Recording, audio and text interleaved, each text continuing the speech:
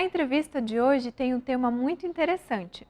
Vamos falar sobre o médium como agente social. Confira!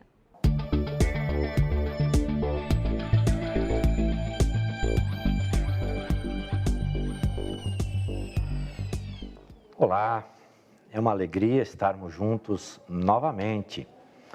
Hoje entrevistamos aqui no bate-papo Joel Soames Neto, servidor público do Estado do Paraná, nos quadros da Procuradoria-Geral, portanto, procurador do Estado, é escritor, ex-professor da área de ética, articulista, coordenador de grupos de estudos. Já é um prazer tê-lo aqui de novo. Vamos falar sobre mediunidade. É uma doença, Joel? É uma enfermidade?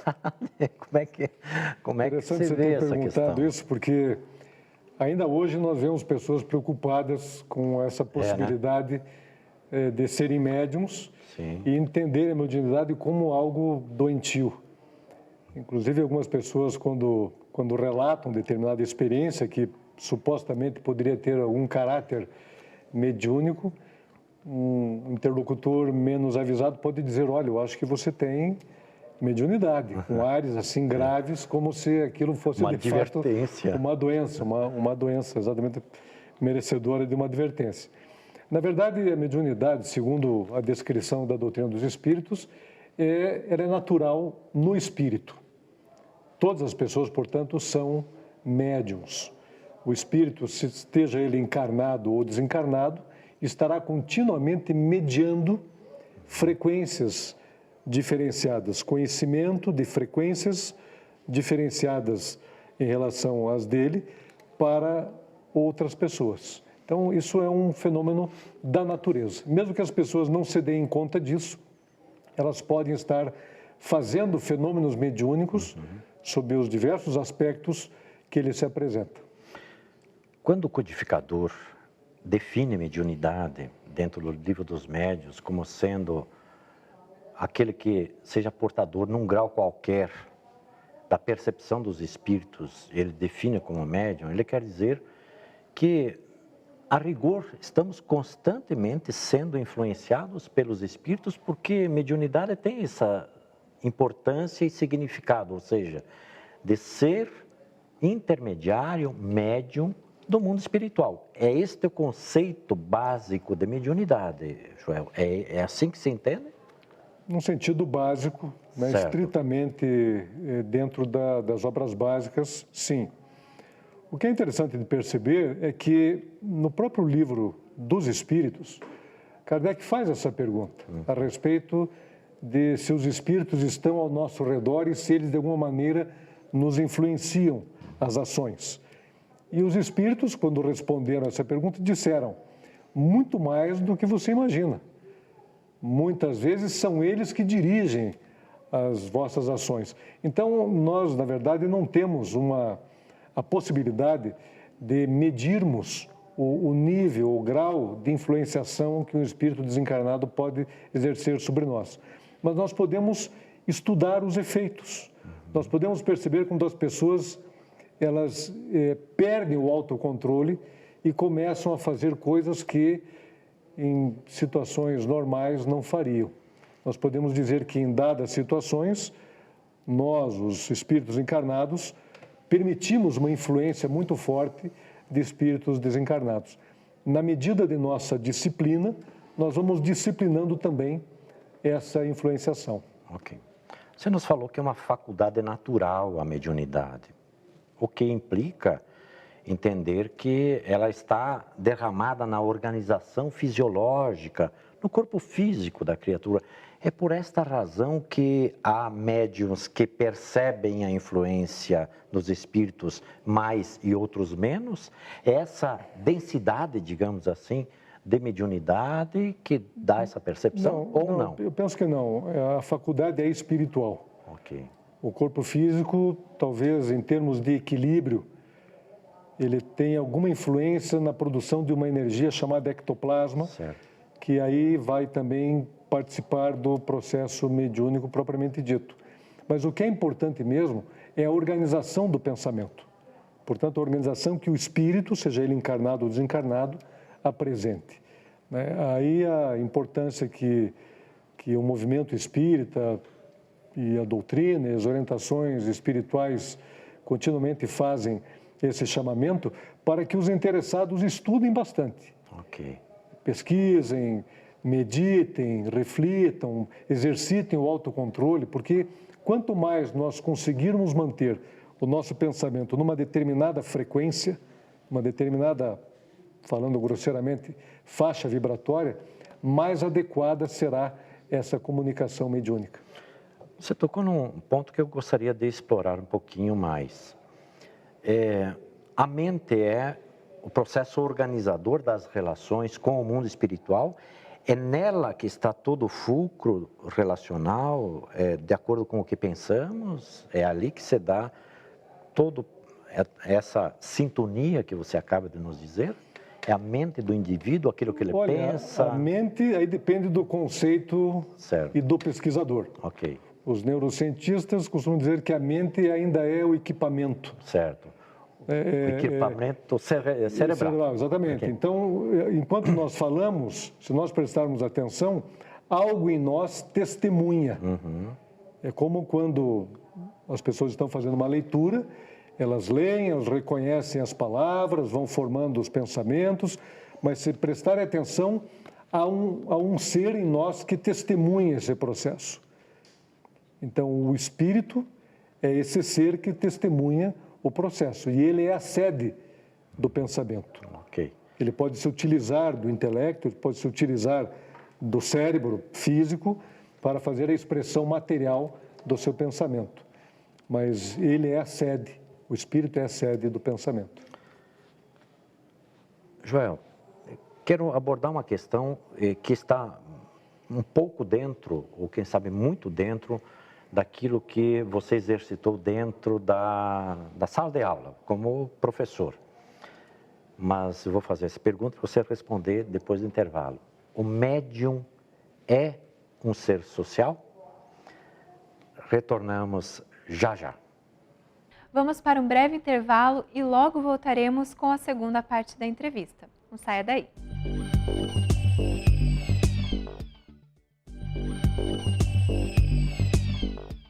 Retornamos com a segunda parte da entrevista de hoje e o tema é o médium como agente social. Acompanhe. Retornamos com o nosso bate-papo com Joel Samuels Neto, tema reencarnação. Joel, te fiz uma pergunta anteriormente que eu gostaria de emendá-la. Perguntei se o médium pode ser um ser social, pode ser um agente social. Como é que você entende isso como professor de ética, como espírita, como estudioso da doutrina espírita? Sem dúvida alguma, o médium, porque é um ser humano, certo, ele é um agente social. Ele é um agenciador social. Ele é um ser de transformações sociais. Nós não precisamos nos colocar naquele sentido mais estrito do fenômeno mediúnico, dentro de um determinado lugar, num determinado horário, para fazer uma psicografia, e somente naquele momento, naquele espaço é que se dá ou se daria o fenômeno mediúnico. Na verdade, o fenômeno mediúnico é por excelência social. Uhum. Quando houver pessoas pensando, nós estaremos fazendo uma experiência, ainda que sutil, de fenômenos mediúnicos. Basta que nós observemos, por exemplo, os fenômenos de massa, né, onde pessoas junto de multidões têm comportamentos diferenciados.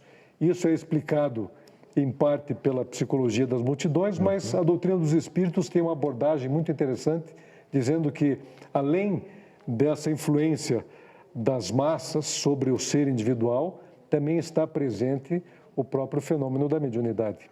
Interessante essa questão. Se eu entendi, me ajuda na compreensão, os nossos telespectadores às vezes não têm a leitura e a compreensão desse tema, porque nem todos são espíritas, o que nos deixa muito felizes. Seria relativizar ou diminuir a importância da mediunidade, simplesmente dar ao médium um contexto do trabalho mediúnico na casa espírita? É muito pouco, isso? Não, pelo contrário. Veja, embora o médium esteja na casa espírita fazendo uma determinada experimentação mediúnica. Sim. Ele está inserido num contexto social. Certo. Existe um fenômeno ali presente e há um epifenômeno, há desdobramentos daquela experiência que acontecem na sociedade, primeiro na comunidade mais próxima e assim ganhando espaços cada vez mais amplos. O que nós devemos dizer é que esse fenômeno mais restrito, ele não restringe a mediunidade. Ok. O médium, ele é médium na fila do ônibus, na fila do banco, dirigindo o seu automóvel e continuamente ele está fazendo multiplicações, precipitações de fenômenos. Embora as pessoas não percebam, elas são agentes que estão multiplicando valores com o seu próprio pensamento. Jesus, também num dado momento dos evangelhos, diz que aquele que pensar em fazer algo errado já fez. Interessante. Então, quando nós pensamos, nós plasmamos, nós criamos forma, nós produzimos uma frequência de acordo com a natureza desse pensamento. E essa frequência, ela não fica fechada dentro do nosso crânio, ela ganha um espaço. E essas frequências, essas vibrações, vão se somando com vibrações assemelhadas e assim nós criamos uma mentalidade que está continuamente em transformação, mas que tem vários níveis. E nós podemos, em dado momento, estar contribuindo para os níveis mais baixos ou para os níveis mais elevados. Eu quero voltar nesse assunto, Joel.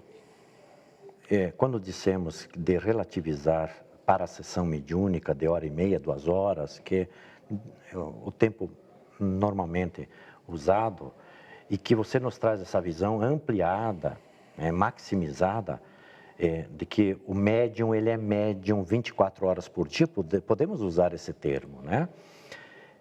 Não está aí exatamente a dificuldade da criatura entender-se, por isso que, quem sabe, num primeiro momento, ela se entenda como uma patologia à mediunidade, ou seja, tratar-se como médium, ou seja, aquele agente social transformador, aquela criatura que é influenciável e também pode influenciar 24 horas por dia, não está aí a dificuldade da criatura se localizar diante desta faculdade natural que tem consequências morais e espirituais, portanto?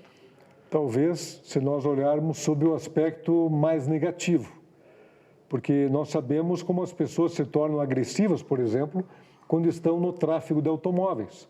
Então, às vezes, pessoas pacíficas, quando entram no seu automóvel e aquele veículo ganha velocidade, parece que aquele instinto primitivo da territorialidade faz com que as pessoas se sintam donas da rua. Só que todos os motoristas pensam a mesma coisa. Então, há uma agressividade presente nas vias públicas, né, no trânsito de veículos. E as pessoas, quando, sem querer, percebem, elas estão fazendo gestos, estão perdendo o controle, estão agredindo com palavras. Quer dizer, naquele instante, elas estão sintonizando com uma frequência, né, com uma vibração de agressividade que está presente nas nossas ruas. Isso pode acontecer dentro de casa.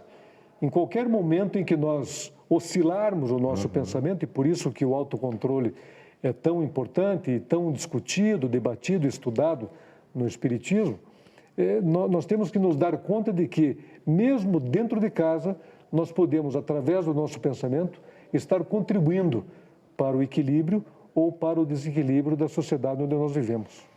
O que você está nos dizendo, podemos concluir da seguinte forma: todos somos médiuns? É possível nós concluirmos assim, Joel? Que, pelo fato de influenciarmos e sermos influenciados, temos essa capacidade mediúnica em todos? Essa é uma referência do Espiritismo. O Espiritismo afirma que todos nós somos médiuns. Então, aquelas pessoas que estiverem interessadas em saber mais a respeito dessa sua capacidade mediúnica de transformar-se e, em se transformando, transformar também a sociedade, nós convidamos ao estudo. Perfeito. Joel, muito obrigado pela sua presença aqui. Eu que agradeço a oportunidade. Ok, muito obrigado. Continuamos com o programa Vida em Foco. Fique conosco.